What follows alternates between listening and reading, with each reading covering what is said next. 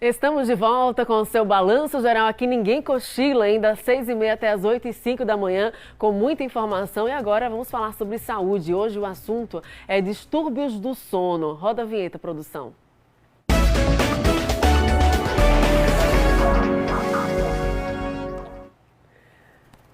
E olha só, uma boa noite de sono interfere diretamente na qualidade de vida de uma pessoa. De acordo com a Organização Mundial da Saúde, aproximadamente 40% da população possui algum tipo de dificuldade para dormir. E para falar sobre os distúrbios de sono ao vivo, estou recebendo a neurologista, a doutora Cecília Galrão. Bom dia, doutora. Obrigada pela presença aqui com a gente. Bom dia, obrigada a vocês pelo convite.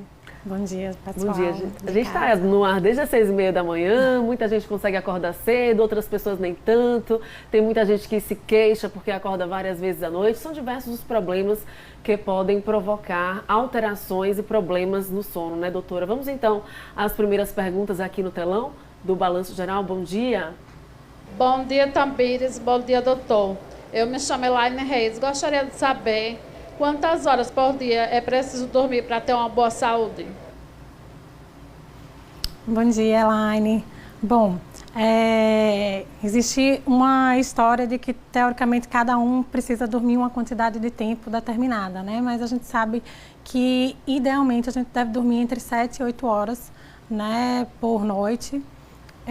Para que a gente realmente tenha uma boa saúde no final das contas, porque quando a gente dorme pouco, acaba influenciando em outras áreas da vida e em algum momento essa conta vai chegar, né? Seja em alterações de saúde mental, como físicas também. Então... Quais problemas de saúde mental podem surgir por causa de noites mal dormidas a longo prazo? Muitas vezes a gente fica com muito mais baixa tolerância ao estresse, então a gente fica mais propenso, né, a ter quadros depressivos, quadros ansiosos também, mas principalmente depressivos, né? Então, dormir faz parte da boa saúde, tanto mental quanto física, né? A gente pode dizer assim. Okay. Vamos a mais perguntas aqui no Balanço Geral, hoje falando sobre distúrbios do sono. Bom dia. Bom dia, Tamires. Bom dia, doutor. Eu me chamo Gildásio Vieira e eu gostaria de saber se comer alimentos gordurosos antes de dormir pode prejudicar o sono. Bom dia, não sei se eu tenho que responder bom dia todas as vezes, mas... Fique à vontade.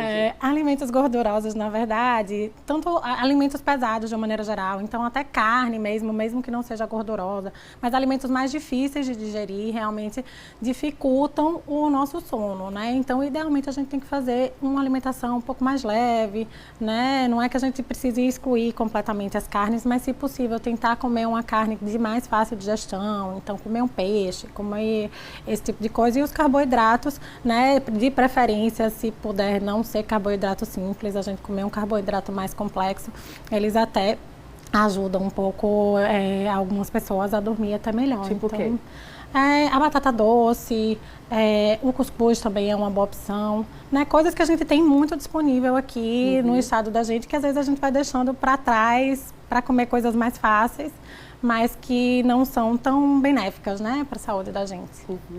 Vamos a mais participações aqui no telão do Balanço Geral. Bom dia. Bom dia, Tamires. Bom dia, doutor. Me chamo Thais Melli e gostaria de saber as principais causas da insônia. Insônia.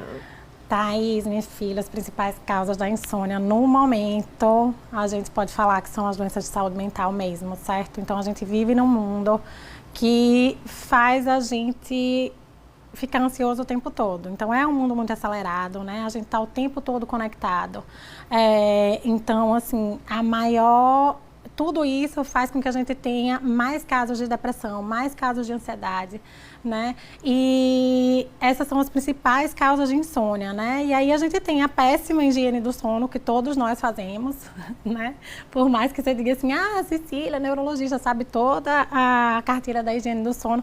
Sei, mas também faço errado muitas vezes, de pegar celular de noite, de ter acesso a telas à noite. Às vezes... Quem tem insônia, no caso, doutora, a orientação é a partir de qual horário se desligar do aparelho celular, a partir de qual horário se desligar das telas? O ideal é que a gente fique 2 horas antes sem pegar em telas, né? Pegar, porque normalmente o que a gente fica é no celular, perdendo o tempo da vida da gente, né? Mas o ideal é que a gente fique sem televisão, e abaixe as luzes da casa, né? Tudo isso é idealmente para a gente preparar o nosso corpo para dormir.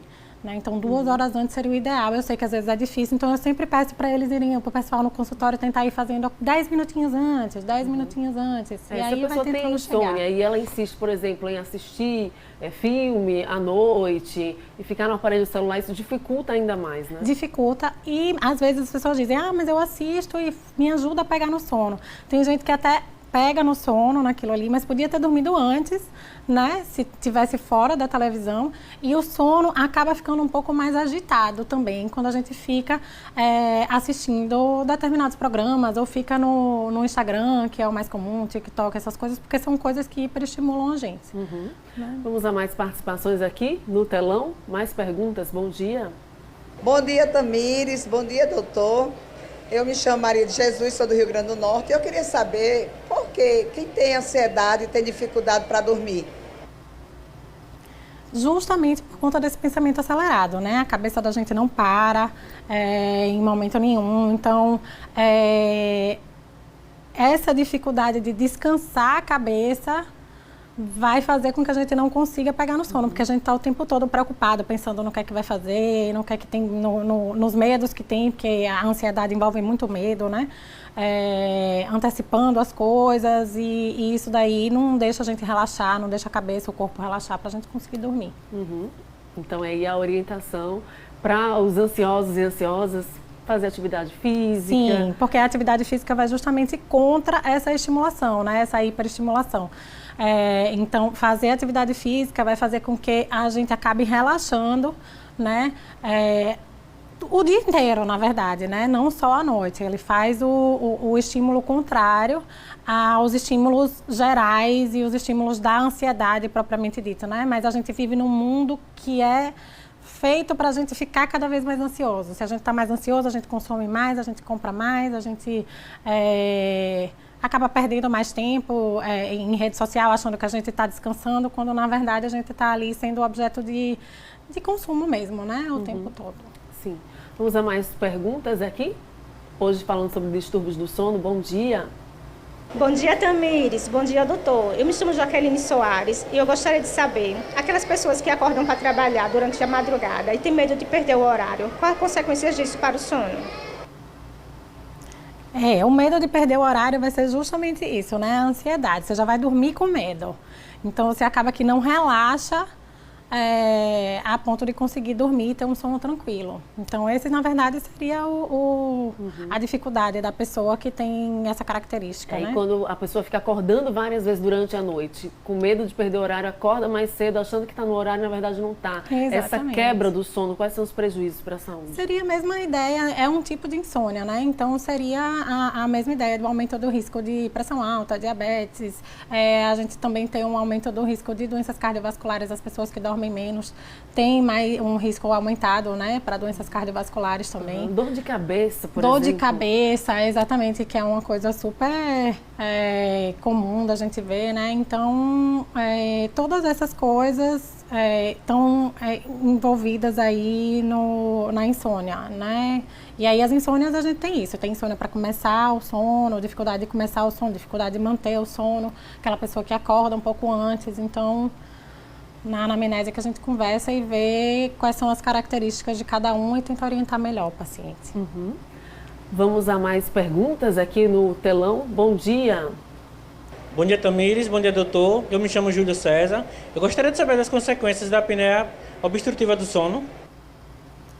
Então, a apneia obstrutiva do sono, cada vez mais comum, na verdade, no nosso meio, né? Por conta do aumento da obesidade, tá? Então, é muito perigoso do ponto de vista de que realmente a gente pode aumentar muito as chances de infarto, as chances de AVC, certo? Doenças cardiovasculares em geral, né? Então, é muito importante que se o paciente tem qualquer sinal de apneia do sono, que aí a gente vai pensar das coisas mais simples, né? Do ronco, que a gente acha que é bobagem, ficar tirando sarro das pessoas, mas se você ronca, você precisa procurar o médico, precisa fazer uma polissonografia. Se você vive muito cansado de dia, às vezes uma dor de cabeça que não passa, aquela dor de cabeça constante, pesada, sempre aquela sensação de cansaço, né? Então, essas coisas a gente precisa procurar. Até aquela...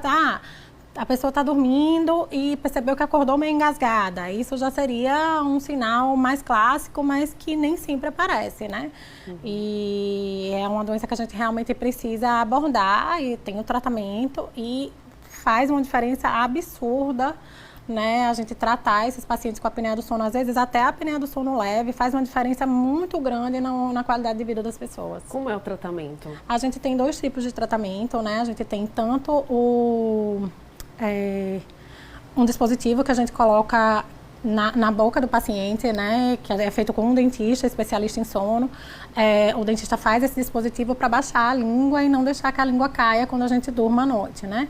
E aí, normalmente, a gente usa isso para pacientes com apneia do sono leve, mas nem sempre é possível, a depender da arcada dentária, da disposição dos ossos da face de cada um.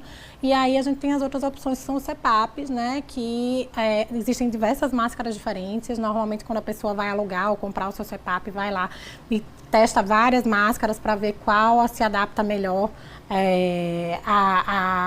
àquela pessoa, né? E aí, esse CPAP, vou botar como uma máscara, né? É uma máscara que fica soltando ar em uma pressão alta, né? E essa pressão alta vai abrindo as paredes da via aérea. E vai melhorando, exatamente, vai melhorando a oxigenação resolutividade para o paciente. Doutora, eu quero agradecer a sua presença aqui com a gente, esclarecendo para a gente, tirando dúvidas e levando informação para os nossos telespectadores. Obrigada. Obrigada a vocês. Eu acho que um quadro desse é super importante. Acho que o paciente bem informado tem a possibilidade de chegar para a gente e resolver sua vida muito mais facilmente. Olha aí que maravilha. Né? Então... É a função, proposta do Fala Doutor, é levar essa informação. Obrigada, doutora. Obrigada a vocês.